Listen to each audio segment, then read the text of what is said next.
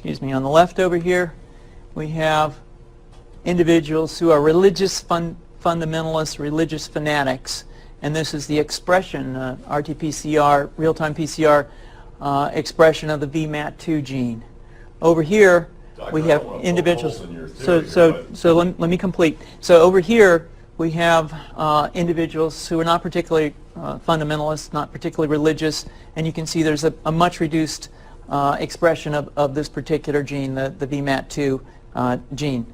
Another evidence that supports our hypothesis for the development of this approach. What you see here is by spreading this virus, we're going to eliminate individuals from donning on a bomb vest and going into a market and blowing up the market. So our hypothesis is that these are fanatical people, that they have overexpression of the VMAT2 gene, and that by vaccinating them against this, we'll eliminate this behavior.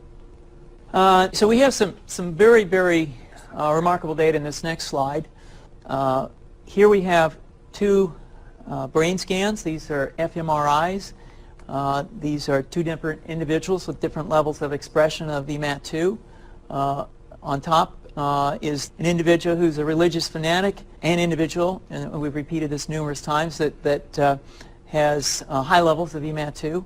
Now, this individual down here who had low levels of the VMAT2 gene, this individual would self-describe as not particularly religious. In each case, these individuals were read a religious text. This individual lit up the right middle frontal gyrus, shown here, and that's a part of the brain that's associated with theory of mind. It's a part of the brain that has to do with intents and beliefs and desires. In marked contrast, here's an individual who would not particularly self-describe as religious, and when they're read a religious text, what you see is that this part of the brain called the anterior insula lights up. This is a part of the brain that's associated with disgust or displeasure on hearing something. So you're suggesting I take a CT scan with me when I'm evaluating people to determine whether I put a bullet in their head?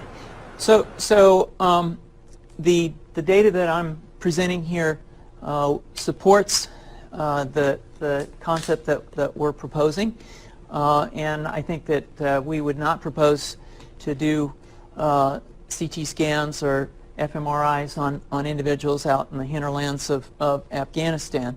The virus would immunize against this VMAT2 gene, and that would have the effect that you see here, which is it's essentially to turn a fanatic into a normal person. And we think that will have major effects in the Middle East.